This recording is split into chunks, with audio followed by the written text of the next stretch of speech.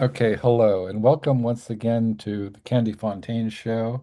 My name is Alex S. Johnson, aka Kandy Fontaine, and I'm so excited because my special guest in the studio with me today is none other than Liv Jagrell from Liv Sin, formerly of Sister Sin, um, an truly iconic metal singer, songwriter, performer, has an has you have a stage presence that is just fully ferocious and committed. I mean, I just Thank you. like you're into it, and I think there's just something about it where metal fans, we recognize. Like Yeah, I've never met a metal a metal singer, a metal performer, guitarist, whatever. Talk to people like Steve Vai, everybody who wasn't a fan of other no, metal, who wasn't a fan, period. And I think there's something yeah, about it.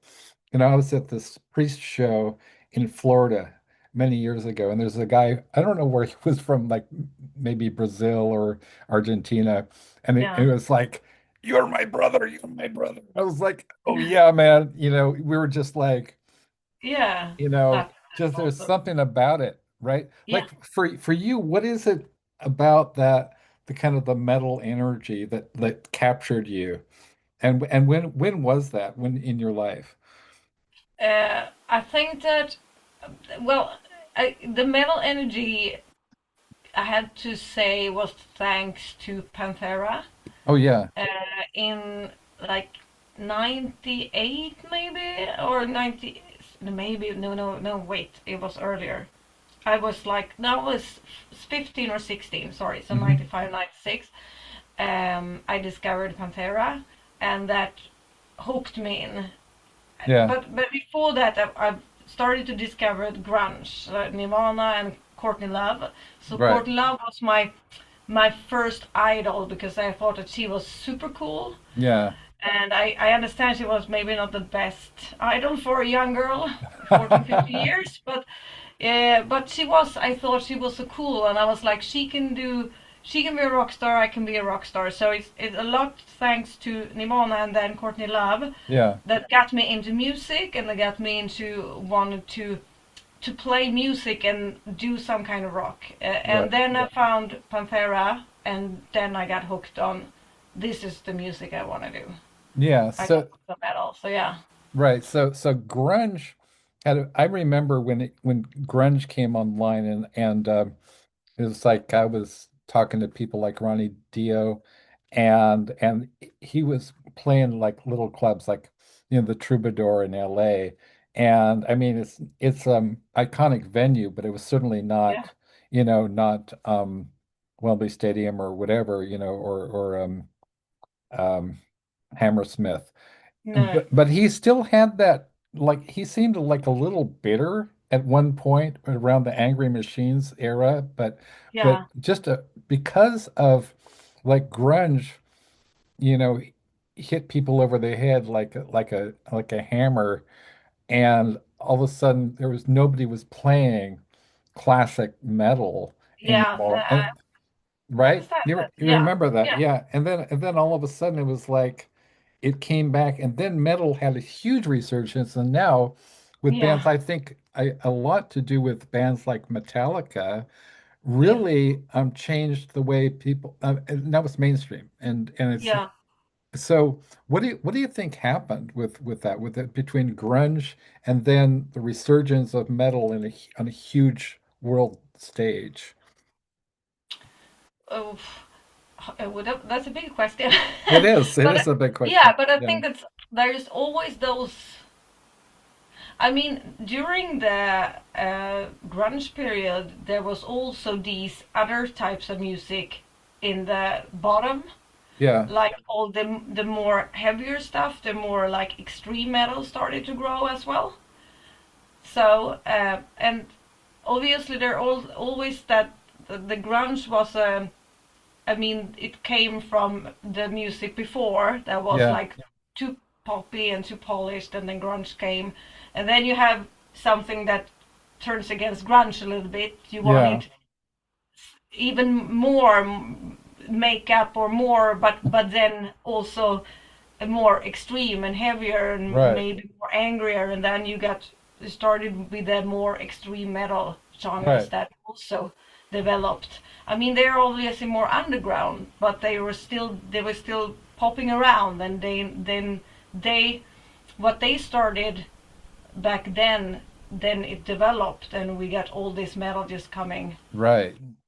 from the underground, as Right. metal And comes from the underground. So as it were, because that's also a Sister Sin song, And so yeah, so it's interesting because you mentioned like first, Courtney Love and Kurt Cobain, and then Pantera. So that makes a natural transition, talking about the more extreme bands at the time, and they put out, yeah. I remember Reinventing the Steel was sort of, Hmm. and then was it before or after where Judas Priest came out with the what was it? It was their return. It was sort of like, okay, we're going to school you all, and Yeah. Angel of Retribution was it? Where Angel of Retribution. Yeah. Yeah. yeah, that Yeah. was just like it was like okay, it was just and Halford just seemed like he was possessed. I mean, it just seemed Yeah. like okay, we're going to school you motherfuckers, and this is we created metal Yeah. and Yeah. and and you got some upstarts like Pantera. Again, we'll show Yeah. you what it's all about. Yeah. So, but I thought it's a beautiful thing I was mentioning before that everybody in metal is a fan of other metal, and you have Absolutely. that beautiful relationship between like Halford and Lemmy, right? Yeah. Or Halford and everybody, Yeah. um, Yeah. Absolutely. and Yeah. But even I mean, yeah. he's like the metal god. I mean, for me as a singer, obviously he's one of the idols that I've had and looked up to the way he is, and also as a stage person. Yeah, yeah. It's really interesting because I look at like I also work with David J. Haskins from Bauhaus and Love and Rockets. He's actually one of my contributors. And I noticed like I think there's more continuity between and among bands and genres that people think of as well, that's goth or that's death rock or that's whatever. Mhm. I know Peter Murphy is a huge fan of metal Yeah. and Metallica, bands like that. And so and the Metallica guys were huge fans of Bowie.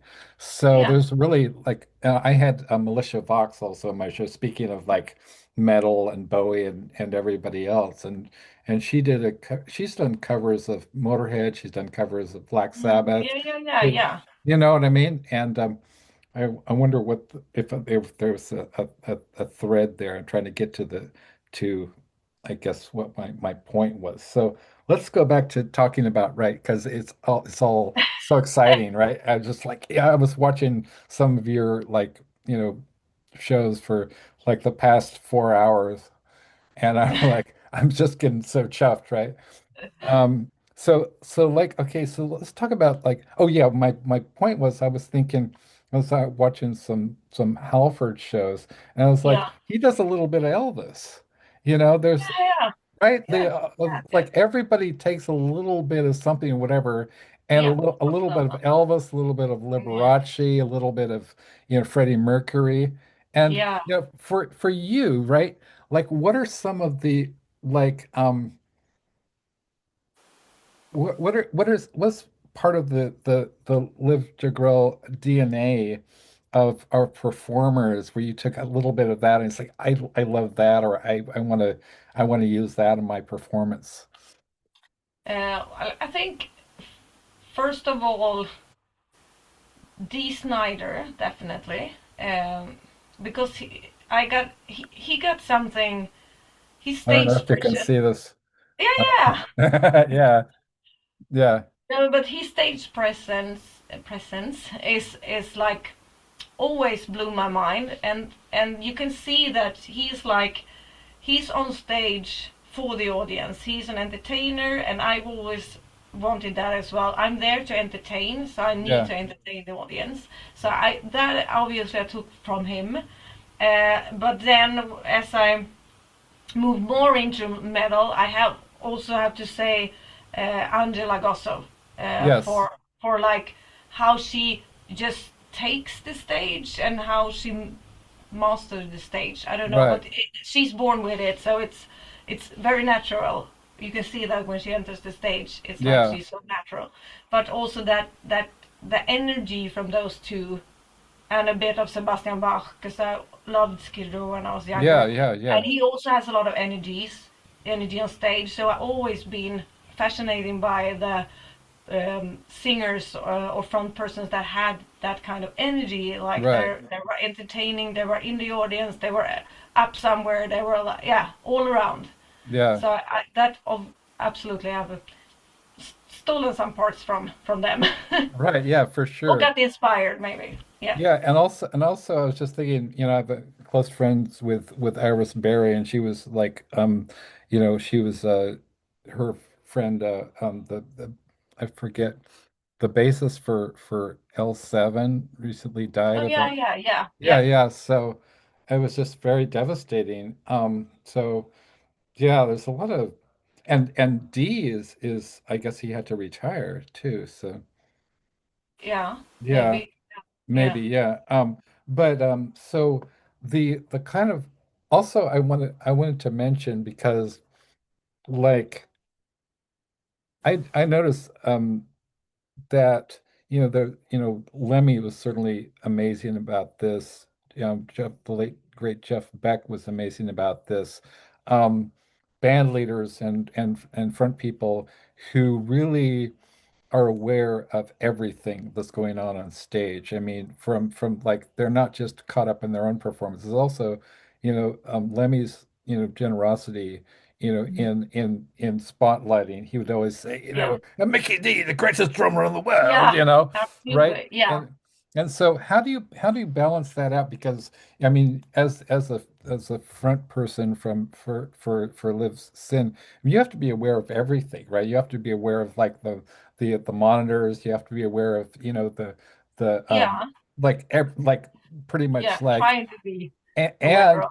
and being totally into the music and so how do you balance that out? And what's your number one priority? Like how much do you prepare? How much does the band prepare? And do you work out like we're gonna do this, we're gonna do that, whatever?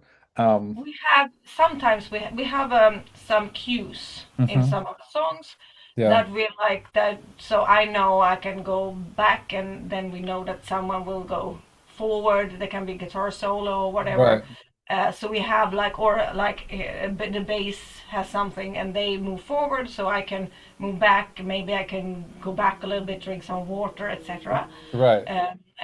And vice versa. We have some when they are backing off a little bit, and I can move more freely. Yeah, But it's like maybe some cues in every song. It's not every song, but almost every song we have some small cues, but it's not very staged. right. It's only like a few, could be two, could be one, could be Yeah, three, that we just have something to kind of rely on, and then I move very freely. And sometimes I do get into the music or the audience because my priority is the audience. yeah. So sometimes I can get into the audience and I can miss my band members and I can like fall a bit. That I'm oops, there was a guitar player or my hair gets stuck in the bass or something. So yes, that have happened. But I try to like see the audience and I try to when I move look a little bit back and see where I have the other ones. Yeah, yeah, yeah. That's a So it's really yeah, it's really a lot of fun. And you got the hair thing. What do you call yeah. that? With the hair like the hair Yeah, thing. we had bang a lot, and yes, it Yeah, gets stuck sometimes in it stuff. gets Yep. stuck. Yeah. Yeah. Wow, that's so badass. So I want to go back to like I want to remember to ask you what it was like working with Lenny. I have not worked with Lemmy. I've only played support. Sister Sin was supporting Motorhead Okay. 3 shows, no 2 shows, two shows. Yes. So I have not worked with him. I've only just got to say hi to him and was a support band on 2 other shows, which was awesome. And I'm very happy that I got the opportunity to do that. So, but when I did, when Sister Sin did the Motorhead cover, we had Doro. Yeah. So, but Lemmy was not involved. It was our idea, and then Yeah. we kind of asked Doro if she wanted to join in, and she wanted to do that. So yeah, that Yeah. was really awesome as well to have her Yeah. Yeah, because contributing. exactly, exactly. I mean, fantastic. So you've played with Slayer, you've played with Udo, Yeah. and all kinds of bands. Of the different bands that you've played out with, are some of the most memorable that you've performed with? Obviously Motorhead Yeah, because it was such a huge thing to be able to do to get the chance to be opening act or support for right. Motorhead. I have to say that. I also have to say it was really fun.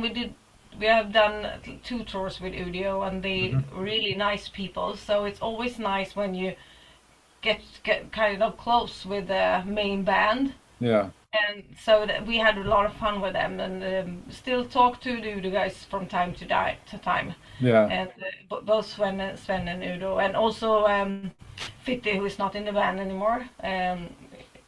So we still some contact with them, and that's awesome that you can have that kind of relationship. It's not with every main band you get that kind of feeling, but we really had fun together. So I have to say it was great to get that opportunity as well. awesome. As well, I was noticing, I was looking at some of your performances, and Agneta from Mater Mortem, um, Agneta No, Kirkevag, from Mater Mortem in Oslo. Um, no, I don't oh, actually. I have to check it because out. yeah, no, she's incredible. In fact, they did a few years ago. They did a documentary called Howl of the Underdog, which is all Aha. about Mater Mortem. And so I actually Ah. was invited to stay with her at her apartment in Oslo in was it 2006 or something? Yeah. And it was wild because so it's just because you played that venue I guess there's the main venue in Oslo, right? And Yeah. Yeah. right, Yeah. and it was just fantastic because like everybody's crashing out on the floor, right? People like Gall from Gorgoroth came Yeah. came from Bergen, and he had some kind of moonshine, and it was like Yeah. he Oof. said, "Okay, you will not remember the rest of this evening," and I was like, Gall from Gorgoroth, pretty sure I'm going to stay awake because you guys, if I fall asleep, you guys are going to dick face me, right? Yeah. And Yeah. so it was just wild, and I totally lost track of time, and I got to hang out with Emperor, and it was just like a Oh, that's really really really cool. fantastic, like Yeah. everybody. Red Harvest was Yeah. there. Even Bard Faust had returned from prison, I Yeah. guess. It was just fantastic. And, so we're crashing out in her living room, and it was like 3 in the morning. I hear this loud thump, and it's just like this Swedish girl. She's so drunk she face plants, just like within inches of my feet. She was just like a log falling in an ancient forest, like an old growth log going Yeah. thunk. And I was like, wow, you guys are some heavy fucking drinkers, man. Yeah. Is it a problem like in Scandinavia? I don't know. It just seems like there was a lot of drinking going on there. I'm not sure it's more than in any other countries, but Yeah, in, in the Scandinavian countries, we have more of a tradition of only drinking on weekends, yeah, which means that everybody squeeze in. Right. everything on Friday and Saturday. Yeah. And I kind of feel like it's better like they're doing in the Mediterranean countries in Europe, where they Right. maybe take a glass of wine every day, but they Yeah. don't force them into 2 days. Right. So I think that that's more the problem we have in Scandinavia, and that's Yeah. why people know us from being very drunk Right. uh, when we go, especially when we go abroad. Right. It's like Scandinavians and British people also get this like rumor of being very drunk all the time, Yeah. and that, obviously there's something true about it. But I think from our part is that we had these like everything is cold and boring and you work in the weekdays and then the weekends come and then you try Yeah. to squeeze in all the alcohol you can. That's that kind of mentality that Right. makes it go that way. But yeah, but I don't think to I'm not sure today, like everywhere in the world, it seems like the younger population, they don't drink that much Right. alcohol anymore. So, and Yeah. it's the same in Sweden. So I'm not sure that we can keep up with that. Yeah. I didn't actually mean to stereotype you guys as drinkers. I just, you know, so yeah, I did a yeah, anyway, I'm not going to talk about that one. So moving right along, Yeah, um but you are also a bit right, especially for more like 10, 15 years ago. right It from was, 10, yeah, yeah, exactly. yeah, Yeah. absolutely. Yeah. Some of the I noticed like I pay attention to like song structures and chord sequences, and I noticed, could you talk about the distinction between Sister Sin and Live Sin?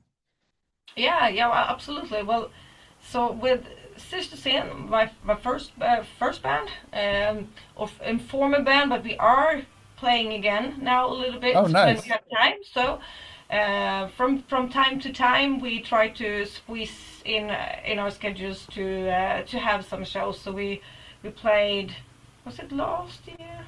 Ooh, with Accept here. Yeah, 2025. Yeah, it, I think it was. I have to think, or was it 2024? Right. Well, yeah. So we did some shows, and then I had to focus on live scene, and then we are maybe trying to get some shows for next year with systems. I try to balance them both. Yeah. But so musically, Sister Sin is obviously more rock and roll and I mean the roots is from Motorhead. Yeah, exactly. Mötley Yeah. Crüe, some punk rock. It's like Right. all that together, but it's more like rock and roll Yeah. from fast rock and roll, but with some kind with a bit of metal in it. Yeah. And that I've known the guys for such a long time, and they're great songwriters. So they write the music, and Yeah. I've done the vocals Yeah. for them, but with them, but most so. But then when Sister Sin quit in 2015, I felt the urge to not give up and to try to continue. Yeah. And then I was thinking, if I'm gonna do my own band, what is the music I desire to do? Right. And then it is more metal because I'm more of a metalhead than a rock and roll girl. Okay.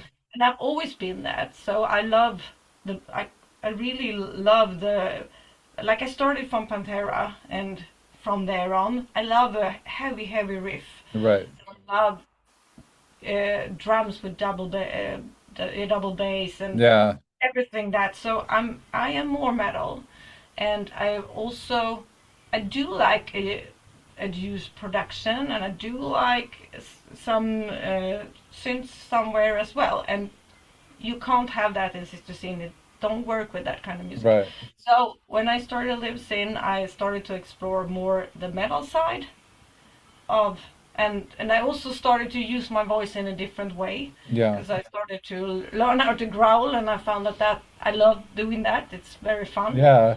But I also started to sing a bit more, just singing. and not just yeah, rock and roll screaming. Which I was so in my mind that the only thing I could do was rock and roll screaming, or rock and roll like yeah, that kind of Yeah, style.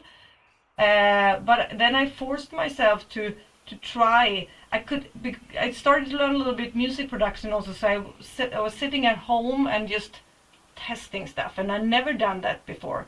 I've yeah, always just been handed, this is what you're gonna sing, and now I needed to find how do I sing when I right, just do it myself.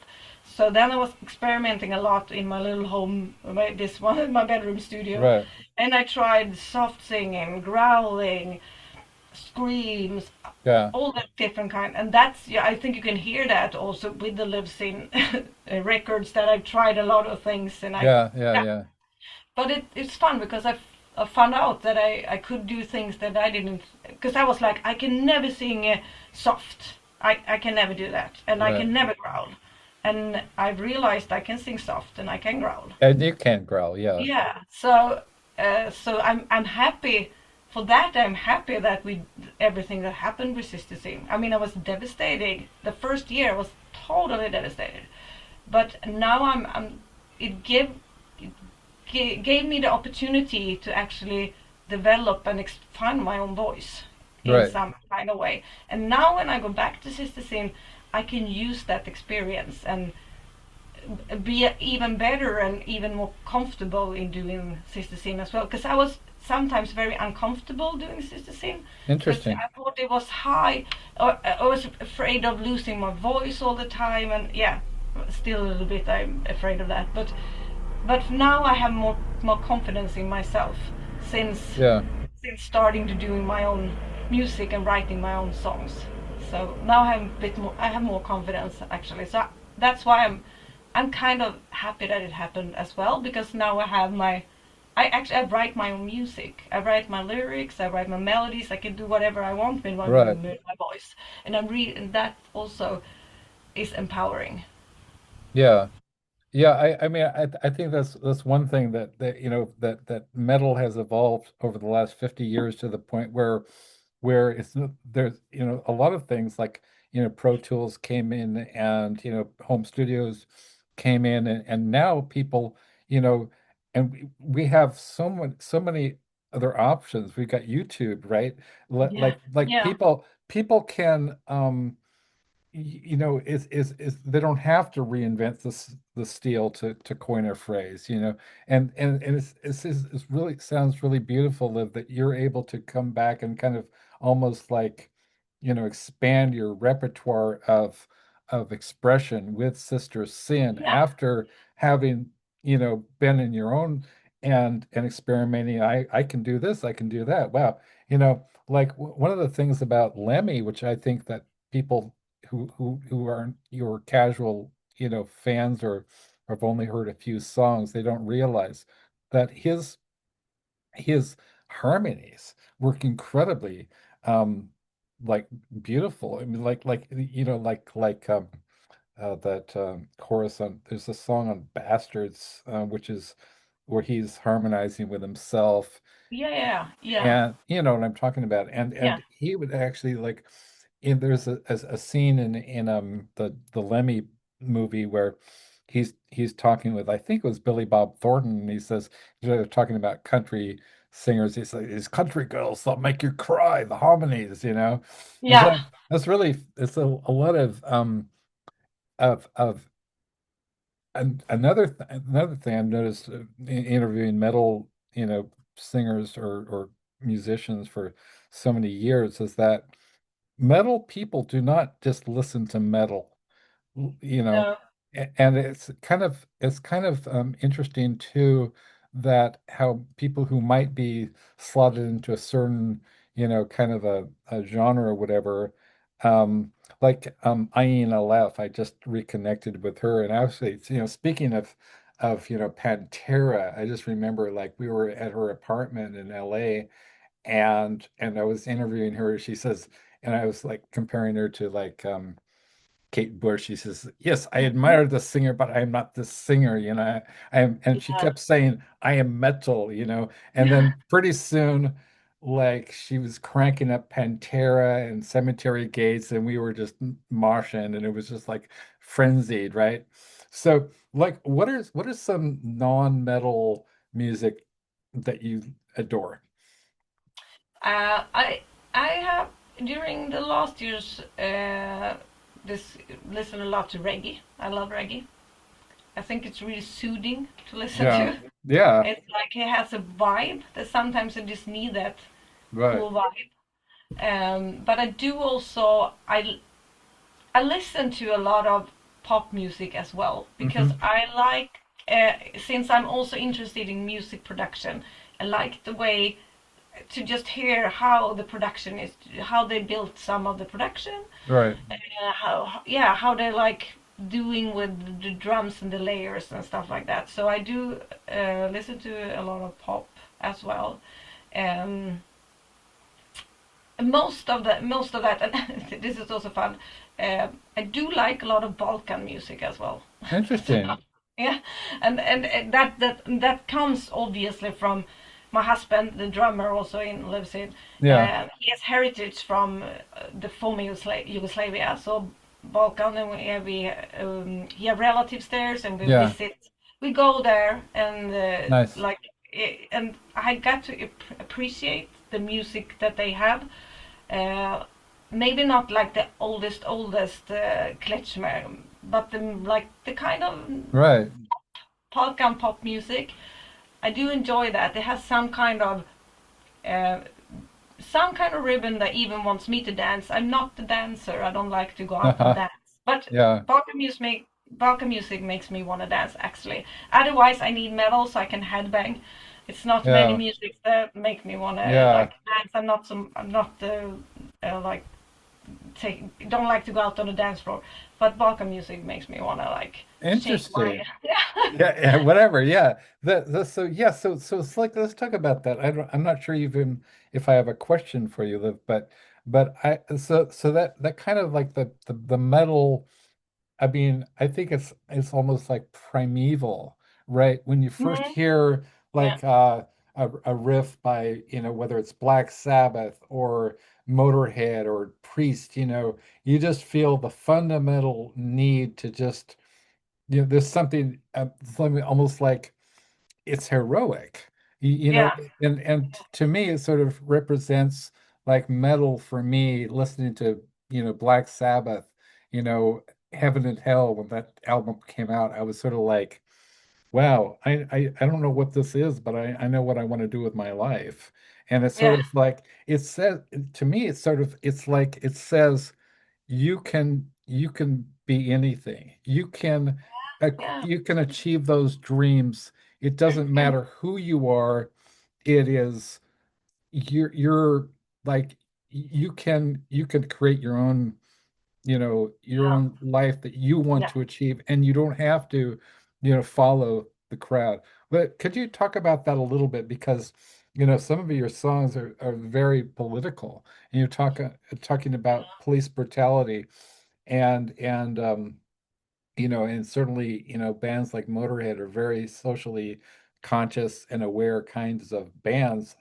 Um, Despite this kind of prejudice or maybe, perception that Motorhead was just like about partying. I mean, there's just like, Yeah, yeah, listen to their songs. I mean, it's all about like, it's protest music. It's almost like yeah, folk music. yeah, And Judas Priest, the same thing, right? It's like heading out to the highway or breaking the law. It's all about yeah, ownership of your own, I will, and fight song. My fight song is a yeah. perfect example, right?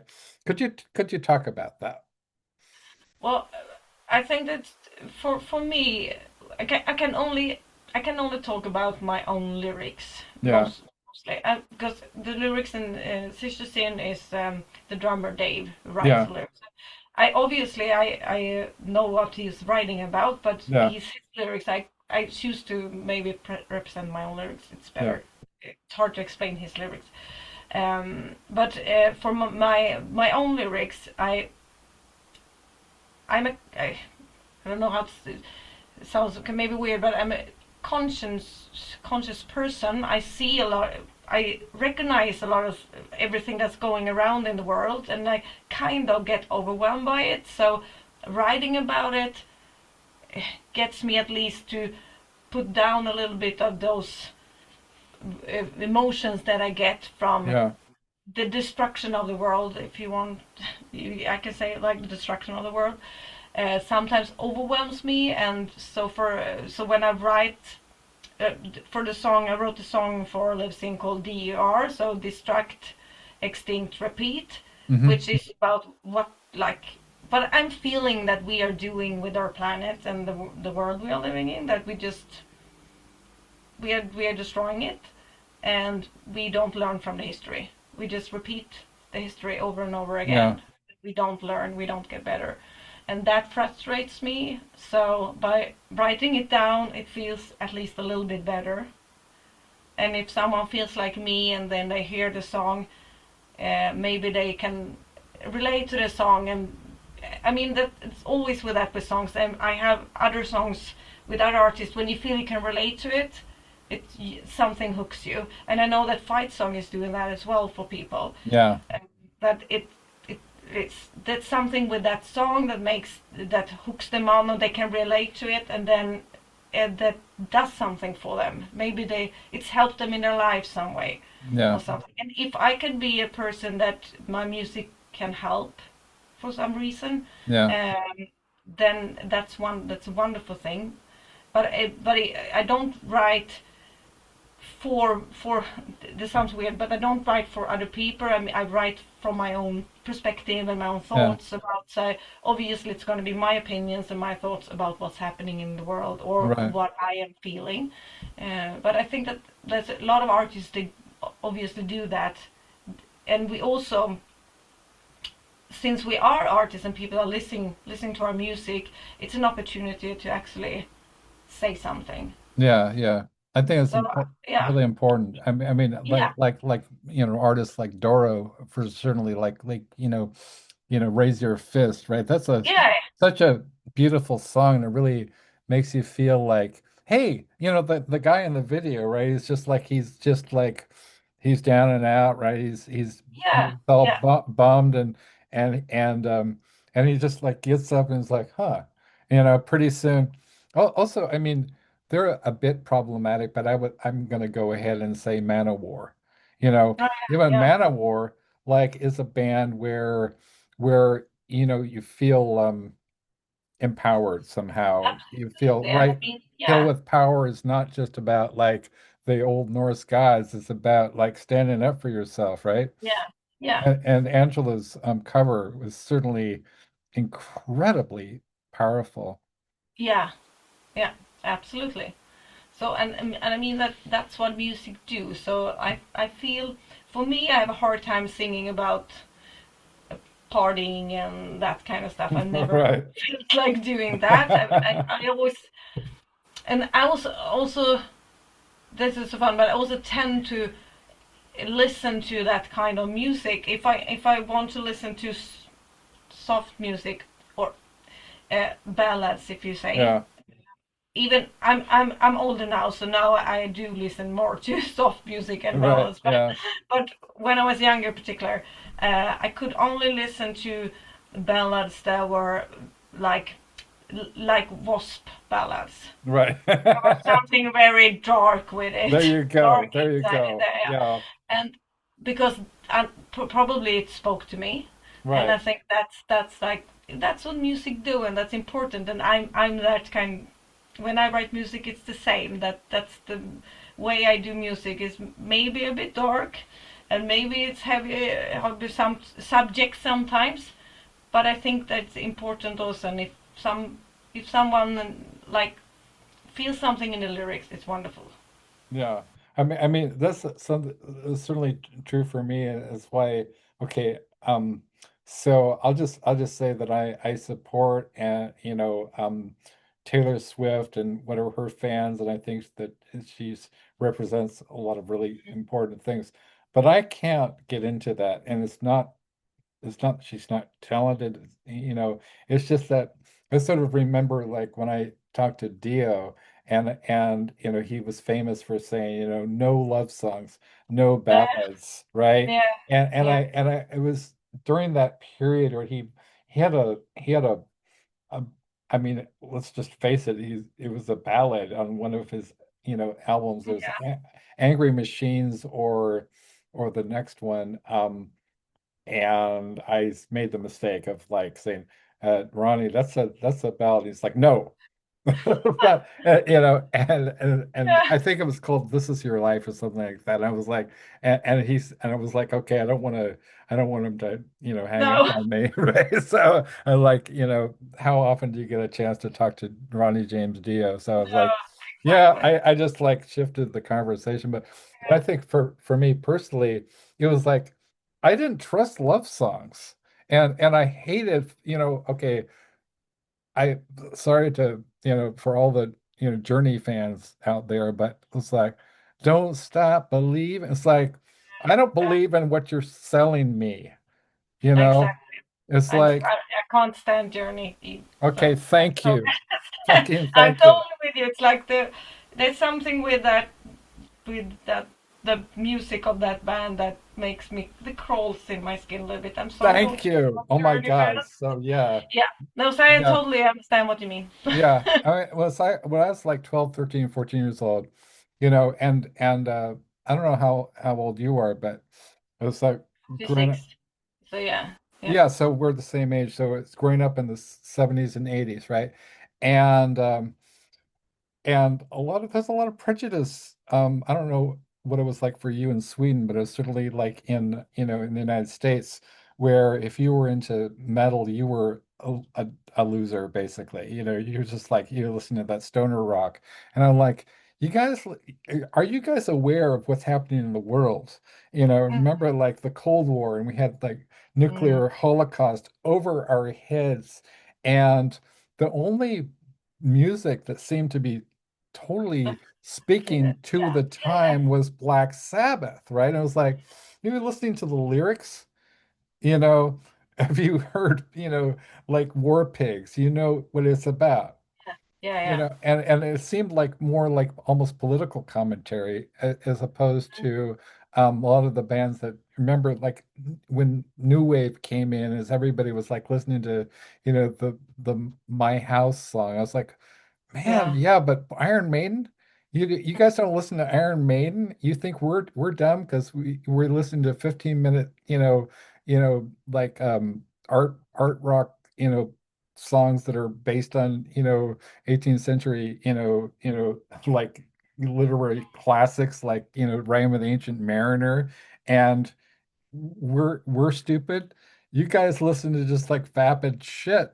I'm Yeah. sorry to saying that, but this the metalheads like have a certain perception of the world, which is very Mm, much based on like on an idea of like vigilance, right? It's almost like, when I first heard like breaking the law, or it was like, all these, priests, it was like, yeah, it's talking directly to me because it comes out of oppression. Like, yeah. what for you personally connected you with that music and that spirit of like rebellion from, of metal? That's again, that's a good question. I think that just to play like rock music was a kind of rebellion for me because I'm when I was not only when I was young, but I'm good I was very good in school, so I know that my mom and dad have very high hopes of me continuing university and yeah, doing a lot of grades and get a good job. Uh-huh. And then I started to play music, and I wanted to be a rock star instead. Yeah, And they are totally. I mean, they are so supportive. They have supported me in my whole life, and I'm very happy for that. But it yeah, was not the first choice when I said I wanted to play music, and I didn't choose to go. I chose to go to a music high school, if you say, Hmm. kind of here in Sweden, and instead of going to something that maybe would make me like a journalist or yeah, Right. something more like that, because I was very good at writing, or my mom said I was very good at writing, so she wanted me to be a journalist, Hmm. I think, or a writer. And then I didn't continue that because Yeah. I found music instead, and it started with Courtney Love, which was a way of revolting, I think, Yeah. Yeah. towards the academic. But my mom's very academic, so I think that was a kind of revolt against it, and that's how I got into the opposite side, more like Right. rock and roll and music, and yeah, that world. Yeah. So we're talking about like you were distinguishing between rock and metal with Sister Sin and Live Sin.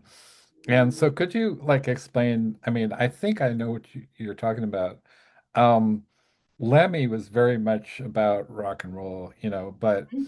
also his ferocity and the speed. I mean, literal and Hmm. like amphetamines, not meth. He was not Yeah, into meth. He was into speed, but that certainly inspired the ferocity and the yeah, yeah, rhythmic yeah, intensity of Motorhead. yeah. So how would you distinguish like metal and rock and roll? Uh, I think rock and roll. It has a bit more rawness and punkness. Can you Hmm. say that? More punk and more roughness and rawness around it. It's a little bit more dirty, and metal. It's a little bit fatter and most of the time heavier. Not always, but Yeah. most of the time heavier and fatter sound, and not always just speed. Hmm. It can be speed, but it can also be super groovy, slow, Right. but with a very like heaviness to it. Yeah. Yeah. So yeah, maybe that's a way to explain it. As it's just kind of it's how I feel the. Okay. the There's also a lot of it gets complicated, right? Because Lemmy was a friend of Joan Jett, and he was a friend of the Runaways, and he was also friends with people like Sid Vicious, yeah. and he also inspired his bass tone inspired Hmm. Peter Yeah. Hook from Yeah. New Order and Joy Division. So there's also bands like Blue Oyster Cult, which are kind of have overtones of goth and there's so many different like genres now that we didn't have when we were growing up, right? Mhm. Which and some of them are I mean, I love death metal, but I cannot stand a lot of death metal bands. Maybe it's like I haven't been paying attention to more recent, Mhm. death metal, but it seemed like I love Cannibal Corpse. I adore them. I love Death. Chuck Yeah. Schuldiner, rest in peace, right? But then Yeah. it just seems like some of them, the fact that you can Pro Tools shit, and you don't have to memorize your guitar solos. You can just take a piece of this and piece of that, Mhm. and then you can put them all together, and you can have 5 billion riffs in a song. And it's just Mhm. maybe I'm just old, but I was like, I love having a groove. I love having a chorus that I can headbang to, and Yeah. just like, you know. Yeah. So Yeah. Yeah. what's your feeling about some more recent like well, there's crust core, there's vomit core, there's, new. Well, I mean, yeah, there's a lot. Yeah, I don't yeah, know. I don't know all the genres, but yeah, for me, a good song is a good song, or a good music is yeah, music. But it's a matter of taste, absolutely. And I do enjoy a lot of the newer stuff because yeah, I do like the newer production, the more modern metal production, if you want. yeah, I do prefer that.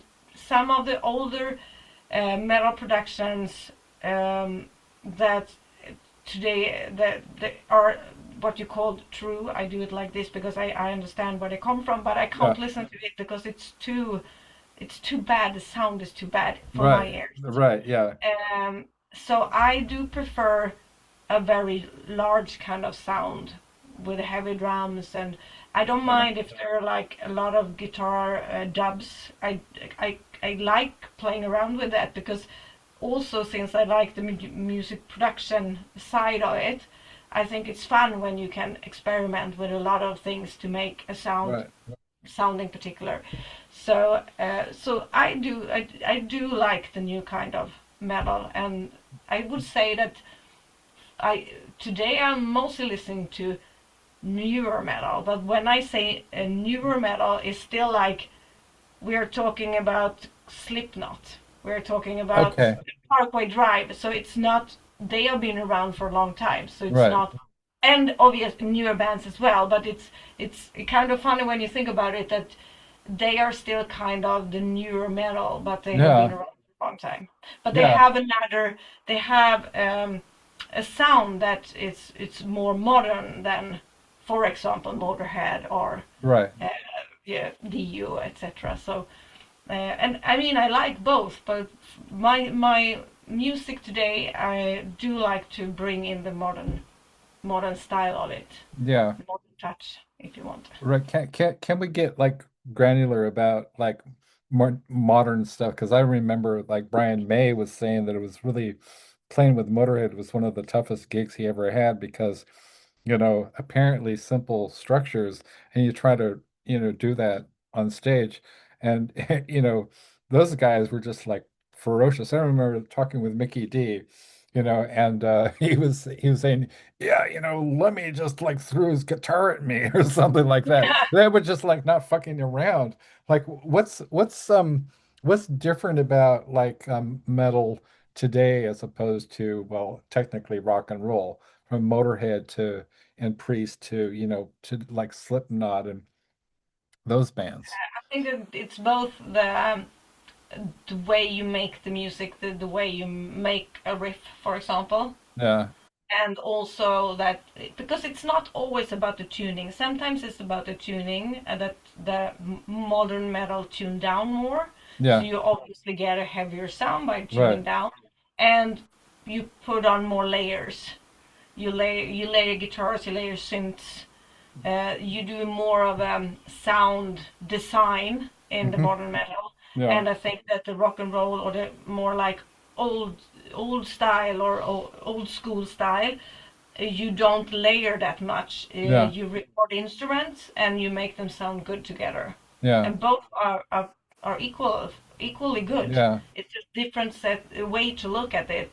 One way is more simplifying and just we're recording our instruments, we make them sound good together, and we make it sound really huge and nice but together. And the other one is more that you layer a lot of stuff and you make sure that it's some of the newer bands, it's almost like a wall of sound because they have so much.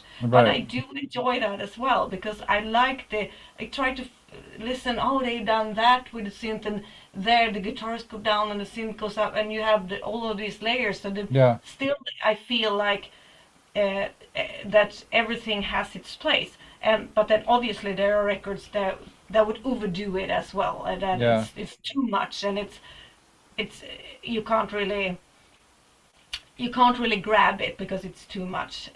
So I'm not saying I love all the new stuff. I just right, say that I like both, and they right. are like they're different in the way that I think that it's, modern metal is more of music and sound design Yeah, in the same. interesting. Yeah. What do you think of bands like Prophets of Rage? I love them. Yeah, they're so Yeah, badass, right? I love They them. they got They're so the, good. the scratching and the whatever, Yeah, and yeah, yeah, yeah. it's just I love brilliant, and, them. and it's so hooky and Yeah, catchy, but and yeah, and some music you don't need more than them. It's like right. all you need. So I Yeah. love it. They are great. I've seen them live one time. That Oh, was amazing. nice. Yeah. A little bit jealous. Wow, that's so cool. Yeah. So I wanted to talk about like I forget I think it was okay, so just fill me in on like you did a song that was for animal rights, and Could you talk about that and your involvement with animal rights, your philosophy? Yeah, well, absolutely. So lives in this was like when we first started. So it was after the first record. We had one song that we didn't put on the record, um, and I thought that we could have that song and use it for a purpose, because it was the song "King of the Damned," and I wrote it after it was a very famous lion, Cecil the lion, who got shot by a trophy hunter. I think it was one, and that I think there was that shot of Cecil the lion started a conversation again about wildlife and animal rights and hunting for fun, and like going into the wildlife and taking innocent animals' life just for fun or just for enjoyment. And I'm a vegetarian since I was born, so I'm raised on the belief that I don't want to eat living something that have been living. Yeah, So, and I love animals. I've done it since I was a small kid. I've always had cats and birds in the household. So, and I can never see myself eating that. So obviously that made make me want to speak for the animals, and I also felt maybe more. I can relate more to the animals sometimes. Uh, when I'm got older now, I kind of like people better. But when I was young, I like animals much better than people. yeah. Actually, I felt that the animal didn't have a. They didn't want to use me for something, or they are very You honest. know? So it's easier to trust Yeah, animal. If the animal right, is mad, you will see it right. because they Yeah, will show it. So it's much easier to trust them. And I yeah. So well, so the song we used that for we put it out as a single, and the money that we got from it we gave it to charity, to a Swedish charity here it's called Djurens Rätt, that works for animal rights. nice. They work all over the world, not only in Sweden, but a lot in Sweden. They work a lot in Sweden for trying to make the world for animals like chickens and cows and Right. pigs to get them better environments and stuff like that. So they do a lot of hard work here in Sweden. So Yeah. yeah. Yep. And like, what do you think about like core bands or like, Napalm Death and Carcass, kind of like that, so like radical sort of eco awareness of those bands and the message, like, the anti-vivisection, message from like, Carcass. Uh, what do you, just so I know what I'm not sure if I know what the, they're talking about. Sure, sure. Yeah, no Yeah. worries. So it's like basically like the like Carcass is very much against like animal experimentation, animal Oh cruelty, yeah, no, yeah, yeah, things yes, like that. Yeah, yeah, yeah, yes, yeah. yeah, and I Yeah, mean that yes, and that's awesome. I do think that, and I know that like our arch enemy obviously also, yeah. especially with Galagos, are very into anti animal Right, experimentation. right. I think that I hope it's better today, but I still think we have a long way to go. And I know that the organization I talked about here in Sweden, they are working very hard to remove animals from the experiments here Yeah, in Sweden that we're doing. They're trying to yeah, make we to take out the animals from that. Because I mean, and then for me, it's uh, it's it's just how it should be. If we breed animals just to experiment on them, that's horrible. yeah. What is the name of the organization you just referred to in Sweden? That's the Uh, animal. yeah, djurens rätt. So it actually means animals' right, Oh, but in you, Swedish. wow, So cool. djurens rätt. Yeah, so What, that's yeah, animals' right. Jürgen Select. Okay, Yeah. excellent, excellent. Yeah, that's something very personal to me, and I have a lot of friends who are. I'm not, vegetarian or vegan myself, but I totally respect why you would. And Mm. over the past, I don't know, just more recently because of my friends like Nicole Six, and shout out to Nicole. Um, Yeah. but I've become sort of thinking about how animals, they're, we are constantly in communication with the animal worlds, and I think that have more influence on us than we even realize. I mean, they're, that, I was just thinking because I do, a lot of theme songs, a lot of themed anthologies, particularly A Collective Paw. Yeah. Um, Yeah. Yeah. which comes with like we even Yeah. did Oh, so cute. the Yeah. Pawsey Awards, right? Yeah. Yeah. And I mean, you were a perfect candidate for a Pawsey.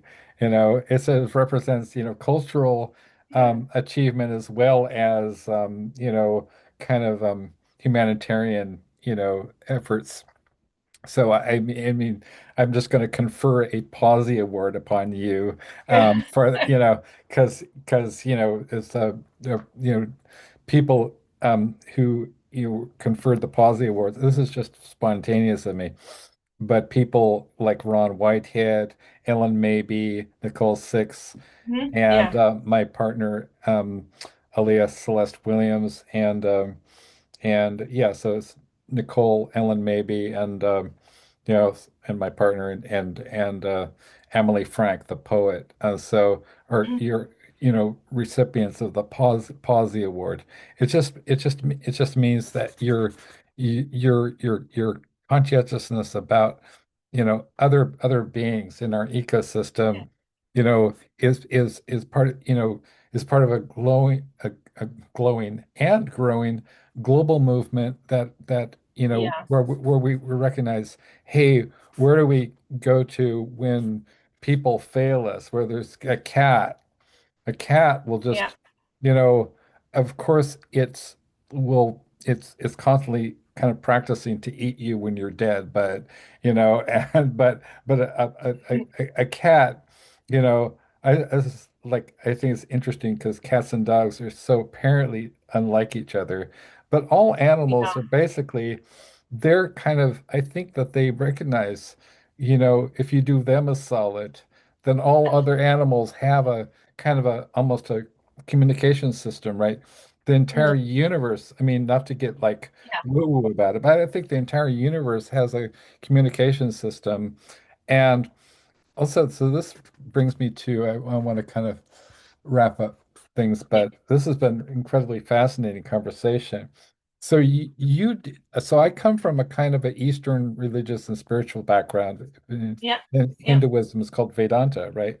Yeah. And so you did, when I noticed that you did an album called Kali Yuga, I thought this is really fascinating, because that is, what we're dealing with in this era, a Yeah. lot of horrific and horrendous abuse of the planet, of Yeah. animals, of human beings, of entire societies are being targeted and wiped out with genocide and everything. And so, what is your definition of Kali Yuga? What does that mean to you? When we choose that name for the album, it was the previous album. Yeah, Um, it was because it was a darker album, and it had a lot of darker lyrics and songs about the destruction around us. yeah, So it was not only I mean, it was so much happening, wars and COVID and yeah, presidents, not like saying too much about that, but wrong in my opinion, wrong people with power. And we just because I got with back and forth with Eastern philosophy, and I do a lot of yoga, and so I've been really into it, and I took a bit of break, and then I go back and forth a little bit Yeah, with it. yeah, yeah, yeah. But I think it was also in when we were me and my husband were very much into it, and we read all of this, and we found kind of like Kali Yuga. That's where exactly what we are in right now, and that would suit what we are talking about on the album very well. It just Yeah. felt like that was like the right name for what we were talking about, and the experience and the period that we are living in. Unfortunately, still are living in, even though this album was the previous album, but Right. it's not getting better. Yeah. For those of people who aren't aware or don't have a background like we do, so what is the definition of Kali Yuga? And With it's the chaotic chaos that we are living in at the moment. Now I don't remember how many different what do you call it? Kali Yuga is one of the life. right, I don't know the word in English for it, but uh, you can be in. The other ones are better, but the Kali Yuga is the worst. right, Period. yeah, It's yeah, the yeah, chaotic, and after Kali Yuga comes the peaceful right, period. But we are not in that. We are in the Kali Yuga, and right, apparently we're gonna be in that for a very long time more. yeah, I have at least what I've like understood. It's not like going over in a few years. It's going to be kind of many more years. yeah, But the period after Kali Yuga is a much more peaceful and harmony and health. Yeah, better period to be in, and we are right now in the worst period. Yeah, right. Yeah, it seems to me like it's sort of like overlapping. Is it graphs or what is it when you have like yeah, yeah. I that would thing? say Oh, graph. it's a Yeah, yeah, graph. So yeah, you have this incredible reactionary, conservative, evil mindset of destruction, of exploitation of women and exploitation of yeah, resources, and just like yeah, just horrible, horrible, horrible shit, children. We work yeah, with Lois Lee from Children of the Night Incorporated. It's because it's they work with children who've been forced into prostitution and oh, pornography, right? And that was actually an organization that the reason I knew about it was because of Dio, you know, and he worked with them. And so yeah, when I started to do the Hand of Doom, the Black Sabbath literary tribute last year, and I was like, this is, Black Sabbath is much more than just a band. It's one of the it is arguably they created heavy metal, the genre, you mm, know, and so I wanted to do something really special, and I was like, can we do it as a tie-in? Can we do it as a charity? And I was like, well, mm, who who who would I associate with Black Sabbath would be Dio, and Ozzy, of course. Ozzy, rest in peace.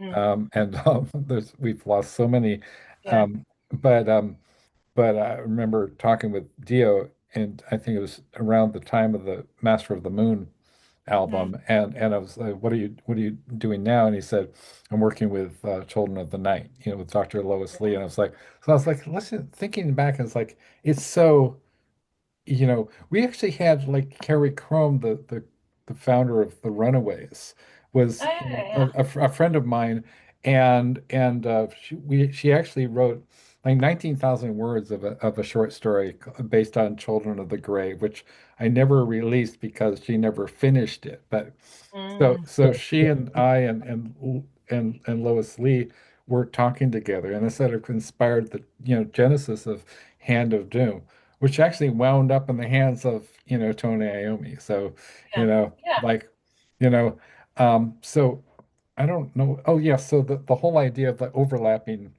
yeah, yeah, yeah, so it seems like we have people like you and Doro and Nicole and so many kind of forward-looking artists and philosophers and thinkers, who are really trying to like we aren't trying to change the world. We aren't trying to do good. We're just aware of what's already there. Yeah. Yeah. It's already been there.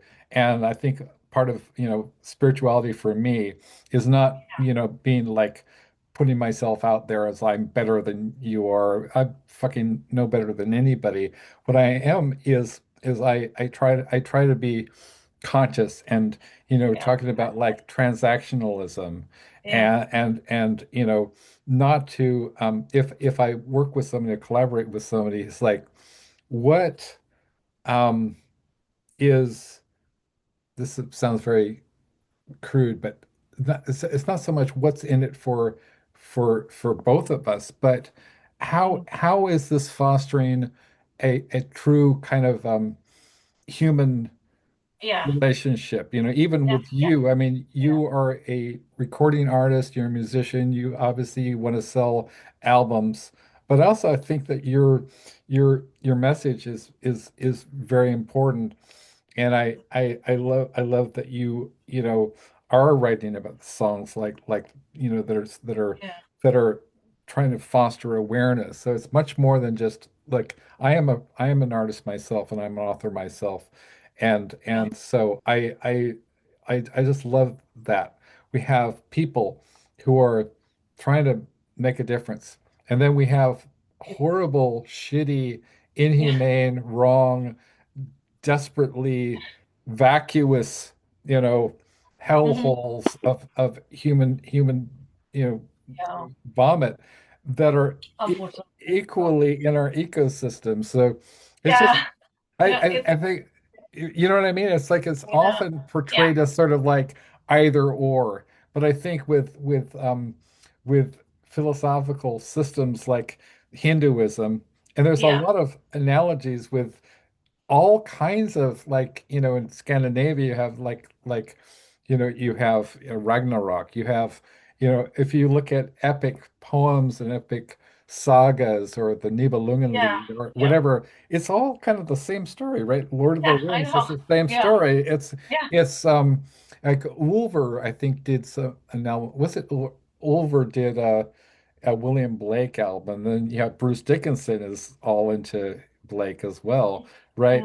Hmm. So what's my point, Alex? Well, it's just like there is there there if you instead of looking at it as like are things getting better or things getting worse, and a lot of podcasters and people with shows like me who are actually have platforms and people do Yeah. I'm always shocked that anybody wants to be in my show because we're not Eddie Trunk, we're not whatever.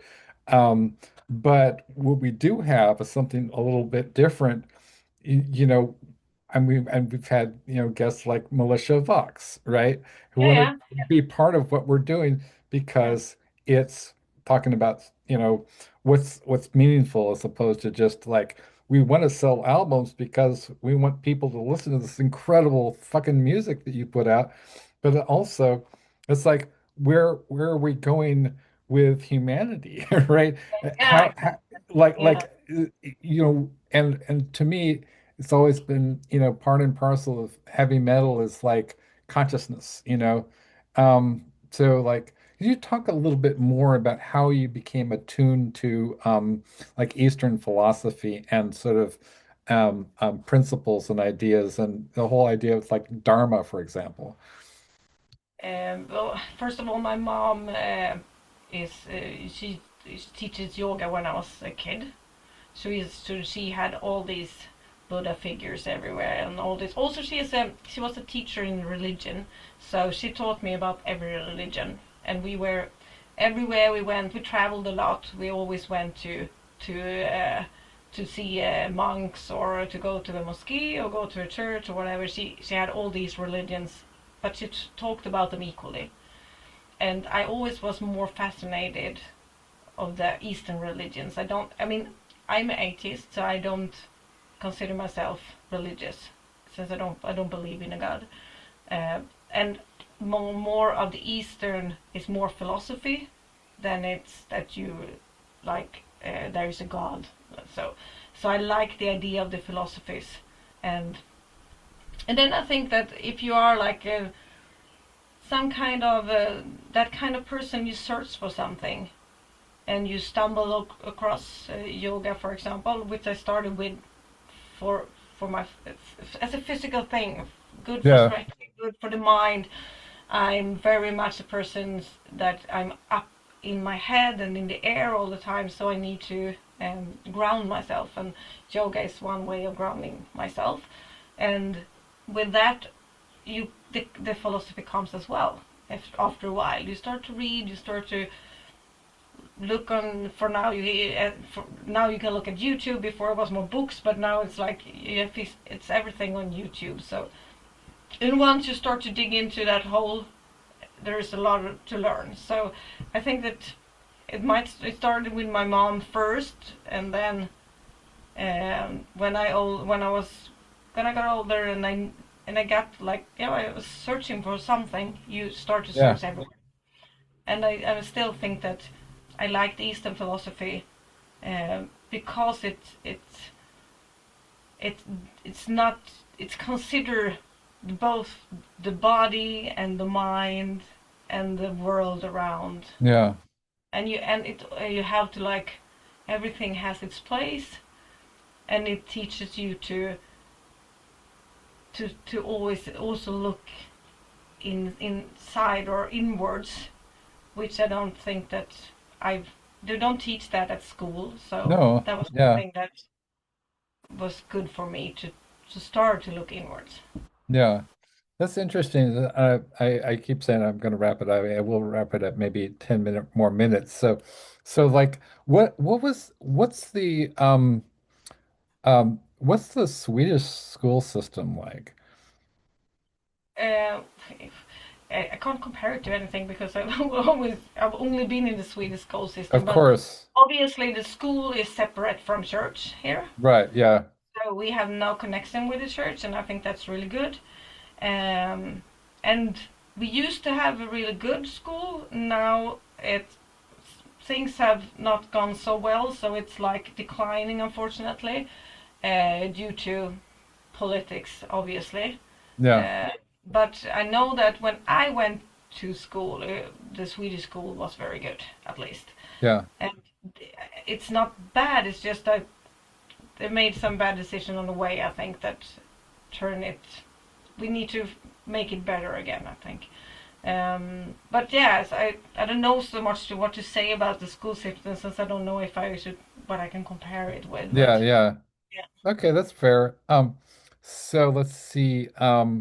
So what's next for you and Liv Sin? Right now we are doing some smaller festivals, like here in Sweden, in a couple of weeks, and then we go to France and Oh, do nice. some small festivals. And then during the fall, we are having some weekend shows here in Sweden, and then we're doing a support tour to another Swedish band called Elaine. So we're doing half their tour. Um, and then that's what we have in planning for plan now, and that's going to be like the whole fall, can't speak, the whole fall. Okay, And then after that, we lives in needs to write a new album after that, and nice. and maybe we do some shows with Sister Sin next year. I don't know yet because I haven't got anything confirmed yet, but Right. the plan is that Sister Sin might be playing and Liv Sin might be working on new music. Oh, nice. That's Yeah, very exciting. yeah. So, any shout outs? Yeah, well, there's too many to shout outs to, but I want to shout out to all the fans that have supported me and my both of my bands during all these years. And we have with Liv Sin, we have a strong. We don't have a very big Patreon community. We have a Patreon, but we have a very strong community. And the people that are our Patreons that support us in they have been on like all ups and downs, Uh-huh. and they are amazing. And I think that it's thanks to a lot of those hardcore fans that we have that we are still fighting to play today because it is harder to be in a small band today. It's so many bands out there. After COVID, it's been really hard to get shows and to get interests from record labels, etc., etc. So, Yeah. but thanks to our very supportive fans, we are still here. So, and I'm just so happy that we have amazing fans that really makes us continue, even though sometimes we feel like it's too hard. So yeah, Okay. I want to shout out to all our fans. Awesome. Okay. Could I get a pausey sign from you? Yes. Basically, excellent. Yeah, it's like it's actually I think that was more like a Black Panther, but this is Yeah, the that more like pausiness, that. right? Yeah, Yeah, yeah. Oh, this is amazing. Yes. Much love, and I'll send this to you the YouTube so we can yeah, you can share it if you like absolutely. Of course I on your will. Yeah, socials. So, yeah. okay, thank you Well, so nice much, talking Liv. to you, and have a wonderful day. You too. So yeah, bye Okay. bye. Good night. Bye bye. Bye bye.